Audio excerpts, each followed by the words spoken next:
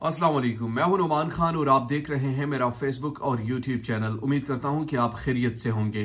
Iran America जंगबंदी तो हो चुकी है मगर पाकिस्तान अब भी मुतहर्रिक है। पाकिस्तान ने आज ईरान की क़यादत से टेलीफोनिक बातचीत की। उस बातचीत में उन्होंने क्या कहा ईरान को, और अमेरिका के सदर डोनाल्ड ट्रंप भी अब ये कहना शुरू हो चुके हैं कि उन्हें डील में कोई जल्दबाजी नहीं करनी। वो आराम से ये डील करना चाहते हैं, यानी ईरान को एक किस्म के लिए वो टाइम दे रहे हैं और ईरान को ये बता रहे हैं कि आपके पास वक्त है। अमेरिकी सदर डोनाल्ड ट्रंप भी ये चाहता है कि इसमें किसी किस्म की कोई जल्दबाजी नहीं। बहरहाल हमारी खबर आज जो हम आपके साथ डिस्क्लोज करने वाले हैं वो बड़ी इंपॉर्टेंट है। आज पाकिस्तान की क़यादत ने ईरान से एक मरतबा फिर रब्ता किया, जंगबंदी के उमूर और जंग के हवाले से बहुत सारी बातें की। वो बातें क्या हैं वो आपके सामने रखेंगे। इसके अलावा अमेरिकी सदर डोनाल्ड ट्रंप ईरान के मौजूदा क़यादत के बारे में क्या तासुरात रखते हैं ये भी आपको इस वीडियो में बताएंगे।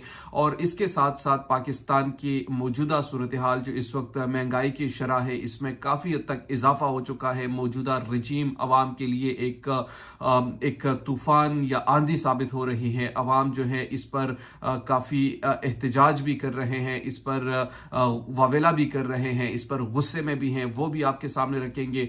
और फिर इसके बाद हम आखिर में आपको ये बताएंगे कि मौलाना फजल रहमान और पाकिस्तान तहरीक इंसाफ क्या वो सड़कों पर एक यकजा होने वाले हैं, वो एक जगह से एक ही तारीख पर ऐलान करने वाले हैं एहतजाज के लिए। इस पर बातचीत करेंगे।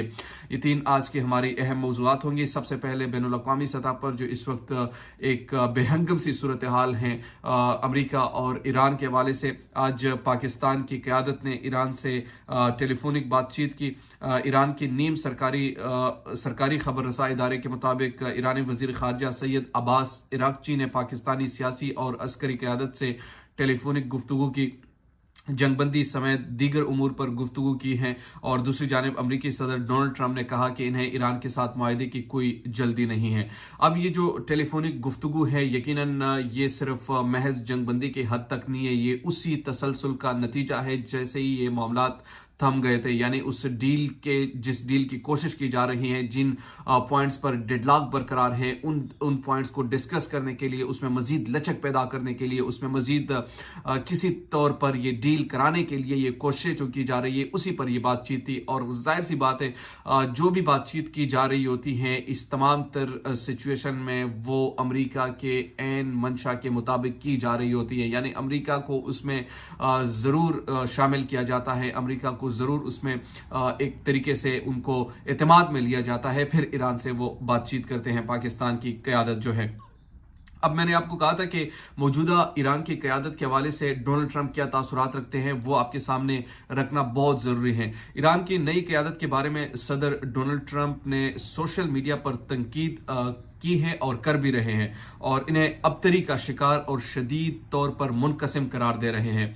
तेहरान में आधी रात के फौरन बाद मकामी ईरानी मोबाइल नेटवर्क्स के तमाम सार्फिन को एक पैगाम मौसूल हुआ। यह पैगाम सदर, पार्लियामेंट के स्पीकर, चीफ जस्टिस और दीगर आला हुकाम की जानिब से एक मुत्तफ़िका पैगाम था, जिसे सदर ट्रंप की जानिब से तकसीम पैदा करने की कोशिश का जवाब कहा गया।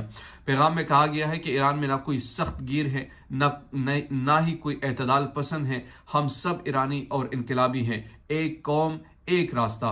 गुज़िश्ता एक हफ्ते के दौरान बाज़ छोटे तज़ाविराती मामलात पर इख्तिलाफात के आसार ज़रूर नज़र आए, जो मुख्तलिफ इदारों से मुंसलिक ईरानी मीडिया में सामने आए, जिनमें पासदारान इनकलाब से वाबस्ता ज़राए भी शामिल है।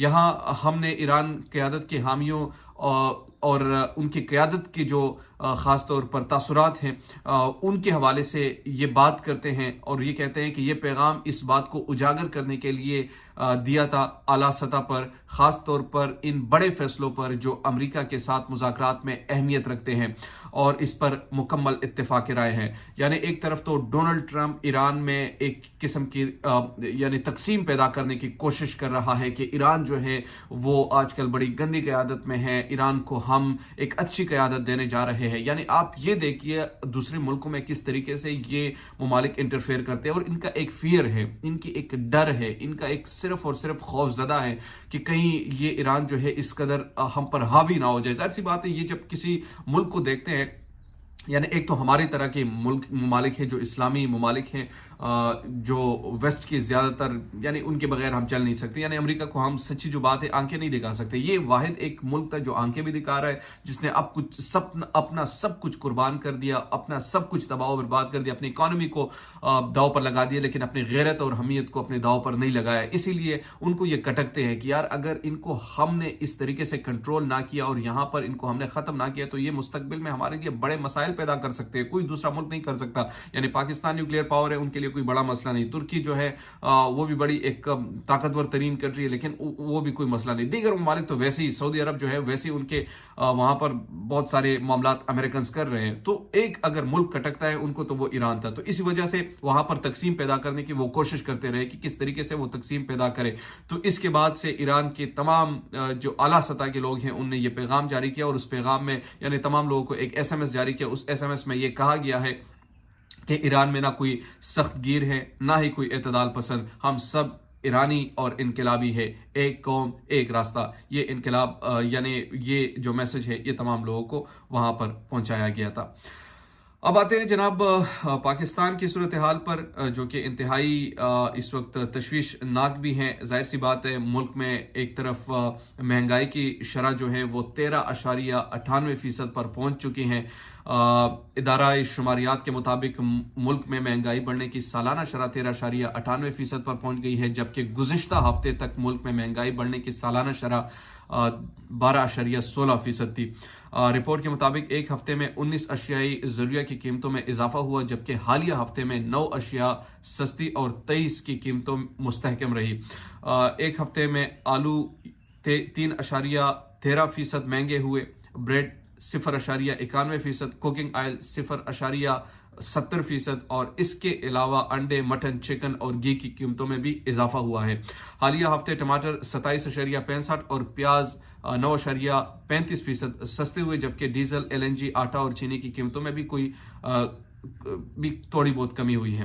تو یہ جو اس وقت کی سچویشن ہے پاکستان کی مہنگائی کے حوالے سے، ایک تو یہ کہتے ہیں کہ عالمی سطح پر جو اس وقت غیر مستحکم صورتحال ہے اس وجہ سے یہ بن رہی ہے، لیکن ایسا نہیں ہے. ظاہر سی بات ہے آپ کی جو اس وقت رجیم ہے، انٹرنل انسٹیبلٹی جو ہے یہ اس تمام مسائل کی جڑ ہے. جب تک انٹرنل اسٹیبلٹی آپ نہیں لے کے آتے، وہ چاہے پولیٹیکل ہو، وہ چاہے کسی بھی طریقے سے ہو، مطلب آپ نے سب سے پہلے اپنے اندر یعنی انٹرنلی اسٹیبلٹی لے کے آنے، اس کے بعد آپ تمام چیزوں پر قابو پا سکتے ہیں.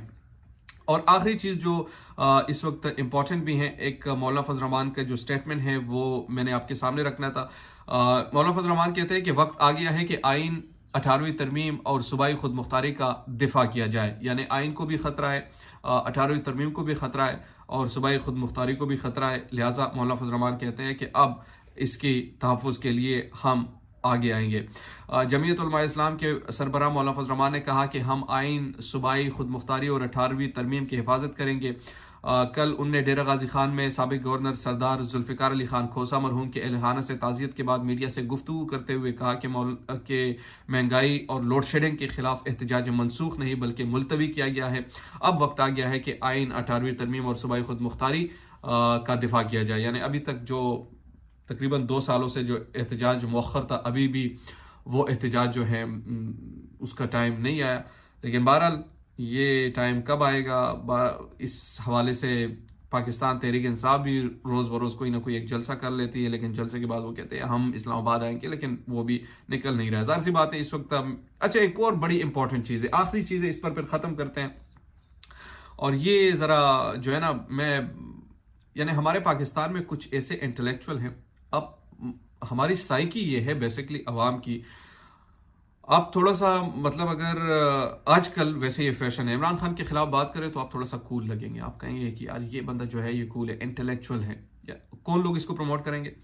وہ لوگ جو صحافتی بددیانتی کرتے ہیں، وہ لوگ جو تجزیاتی بددیانتی کرتے ہیں.